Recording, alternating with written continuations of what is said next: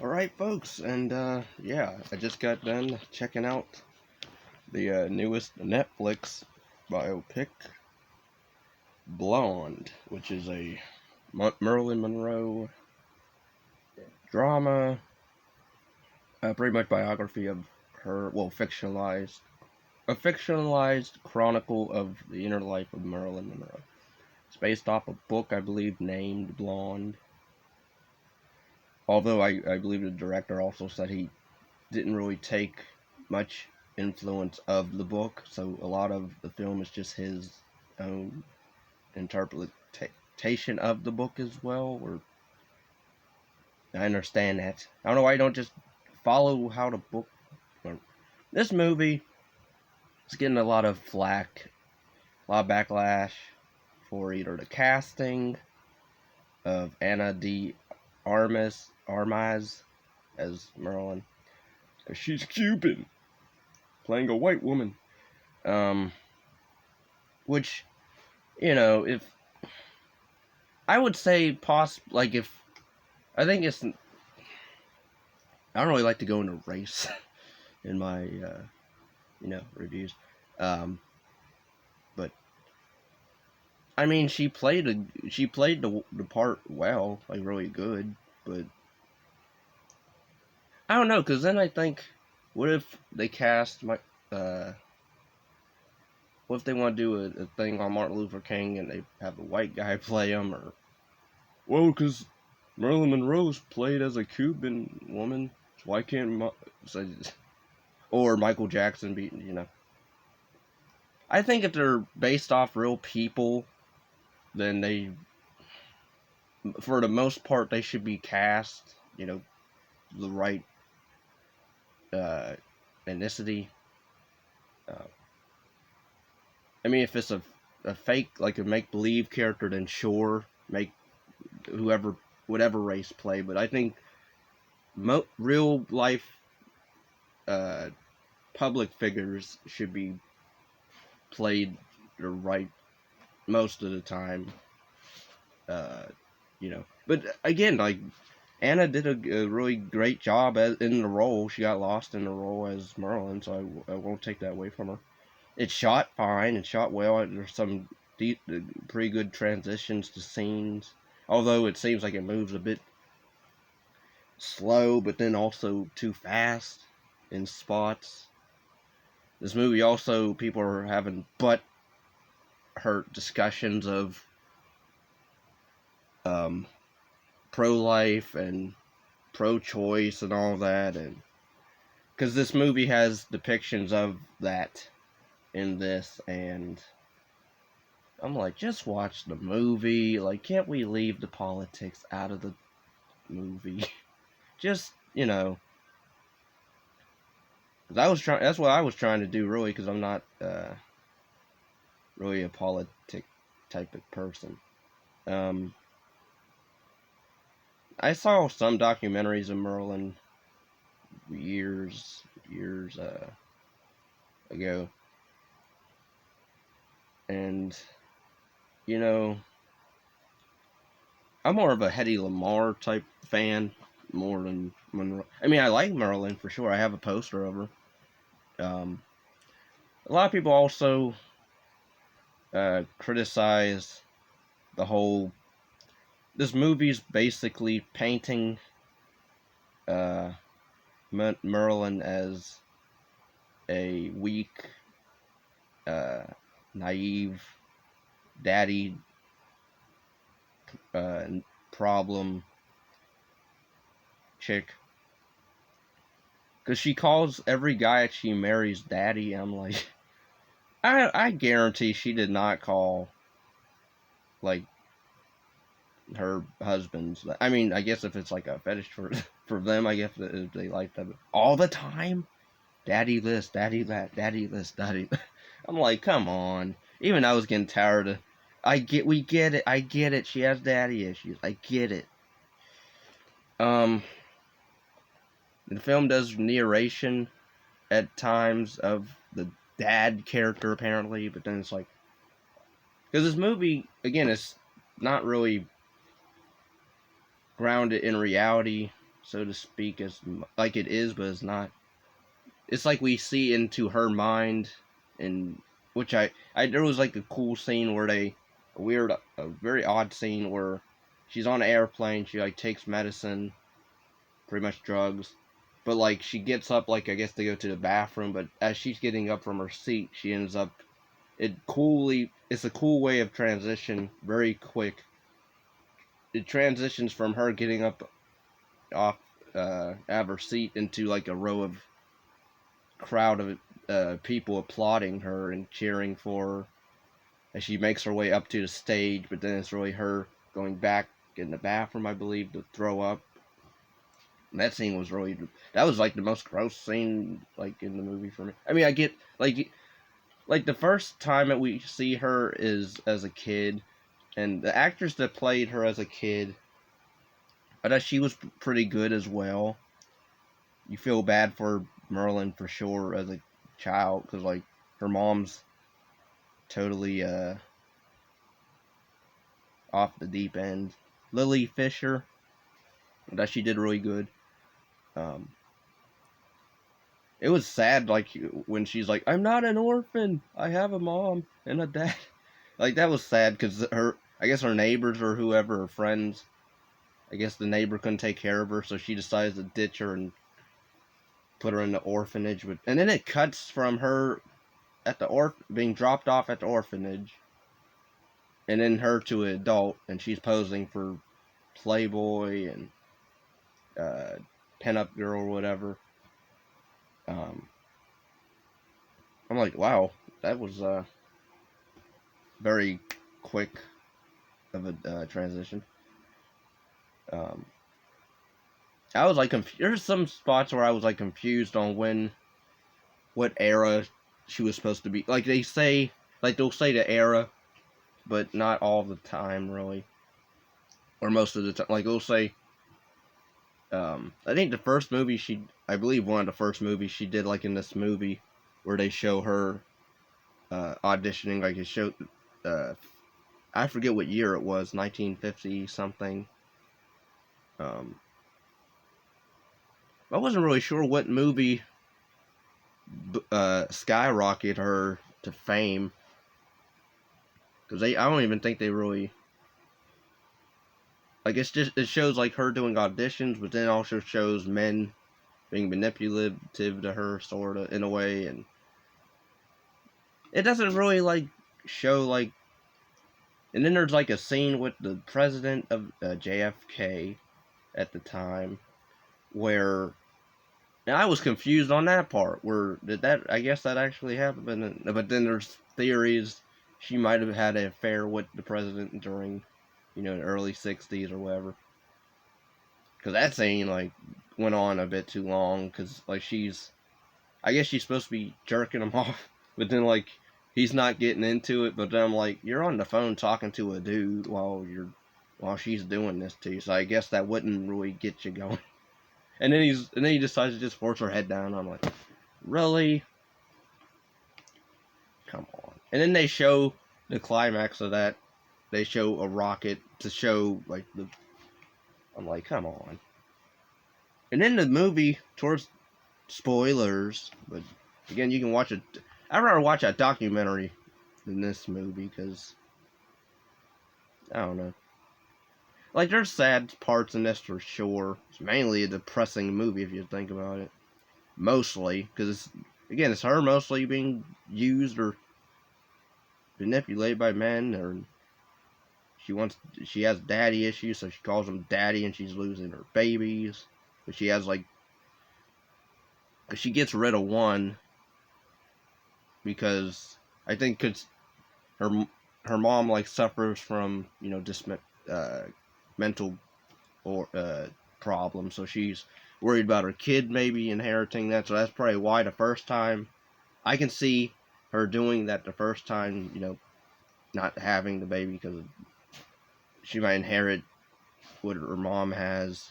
So I can sort of see that part. But then like this second time, I believe is what Adrian Brody, or no, I can't remember.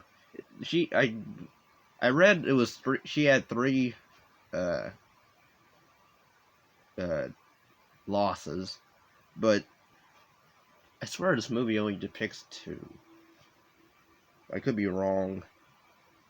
But then Adrian Brody, I love how the on Wikipedia his name is like second to her, to Anna, uh, the chick that plays Merlin.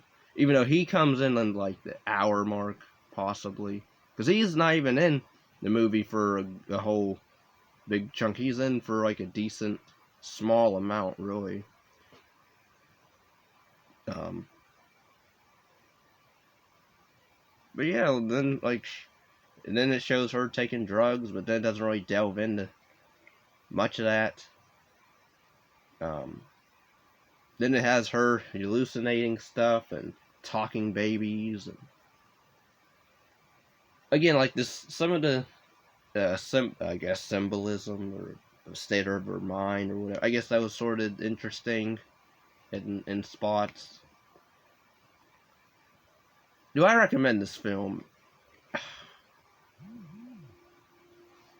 I mean, if you're I don't know, because there's fans of Merlin that are defending this film, and then there's also other fans that don't like this film and call it a terrible and uh, terrible, interpretation of her. So I don't know. I mean, I'll say it's an interesting bio flick for sure, but and then she also, I guess she was dating Charlie Chaplin's son, or had a threesome with him and his buddy or his brother, but then then they disappear later on after a pretty decent acted scene where they're on the beach and they make like a cool uh, friendship group named Gemini, and then after that they're like nowhere to be seen until like later on in one scene with her husband. And there was this one scene where she's hoping to like meet her dad in a hotel room, but then it turns out to be that one guy was talking to her at the restaurant or whatever, and then he proposes to her. I'm like, when did they start dating? Like, I swear there's like they like just fast forward or skip through some stuff that possibly could have helped me understand why she would go for this guy, because we meet him there in the restaurant, in the scene in the trailer with her talking to this guy in the restaurant, and then he's the guy that she sees in the hotel room and proposes to her. I'm like, how long has she known this guy? Because then she just says, yes, I guess. She literally says, yes, I guess. I'm like, wow. There's even a creepy scene where she's getting out of a limo with, I think it was with Adrian Brody. It was either with him or without him. There's a scene where, at first, I thought it was the guy that like had like maybe a face problem or something. Because like his jaw, it looked like a CGI. It looked like one of those ghosts from Ghost. What's that movie? Ghost. Oh, I can't remember. It's the horror movie with the ghosts that have the CGI long faces, long mouths. But it looked like that effect. Oh, I cannot remember the name of that movie. But they were like ghost hunters, and But anyway, that the scene where she's getting out the limo and then she sees all these paparazzi, their faces like morph into like weird, almost distorted ghoul. Not even ghoul, but like their mouths like expand as like they open more and more, like a cartoon. And again, they look more creepy than anything, which I guess is supposed to represent they're like I don't know, but again, I can't remember the name of that movie that I'm trying to think of. But yeah, this is directed by Andrew Dominik. It was also written by him, I guess, too. Which he's getting a lot of flack. Again, a lot of.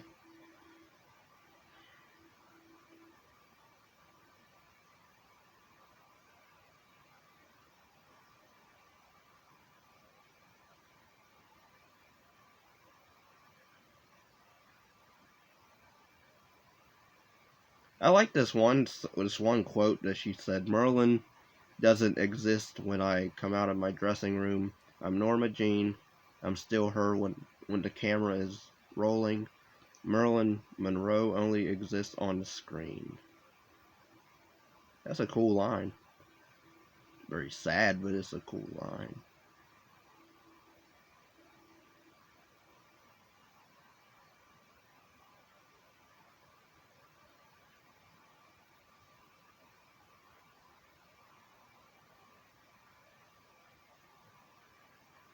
Trying to look at reviews. Yeah, like a lot of, again, it's getting a lot of bad um, backlash. I don't know, like I didn't mind the film overall. I'll say that it was it was an interesting watch. A bit slow in spots, and then also sometimes too fast. I love how the genre that this is labeled in is drama. It's 2022 drama. It's 2 hours and 46 minutes. Even the final scene of her, you know, the famous death scene of uh, her. The way this depicts it is kind of weird because like it focuses, it has her like on her bed, and um then it just shows her feet, and then it just lingers on her feet, and then it slowly closes out. And I'm like, but yeah, this so I don't know. I mean, again, I guess if you're I guess if you're a fan or interested in Marilyn Monroe, I guess watch this. But then again, just watch a documentary because there's documentaries ever on YouTube. Um, Granted, some of it might not, be as true, but still more. At least you actually get more of a cohesive set of events. Or is this? And then there's again Anna de Moss is a good-looking woman for sure. Um, she did not need to be topless as much as she is in this film. Like, why? There's like scenes where she does not need to be. So that's also a criticism. I didn't understand why they had to do that, especially in scenes where she's supposed to be, you know, disoriented or confused, possibly, and then, take my clothes off. What? Or I'll have my top off, and walk around. I mean, it's her house, but still, she's home doing whatever. Do whatever you want else. Also, a big note: Sarah Paxton is at the beginning of this. She plays the neighbor that gives Norma Jean up for the orphanage. Yeah, and Brad Pitt also produced this along with other people. Why is that a big highlight? It was just something because I'm not really a fan of Brad Pitt, but I just thought that was interesting. He is attached to this as a producer. Um, yeah. So I wouldn't say it's a bad film, like everybody else is saying. I'm not gonna hold it to what a lot of people are saying it is and isn't. Um, it's just it was just fine for me. I can do without watching it again, or just watch a documentary of her on YouTube. There's probably a dozen of them. There's probably other Merlin movies are possibly more tamer than this. But I mean, it's not really a wild movie. Like, it's supposed to be a NC-17. For like some stuff, I guess you can say like she does get assaulted in some scenes, but one or two scenes, I guess. But they don't like really linger on that. But it's there, so I guess you can see that. And then also the baby stuff, and so I guess that too.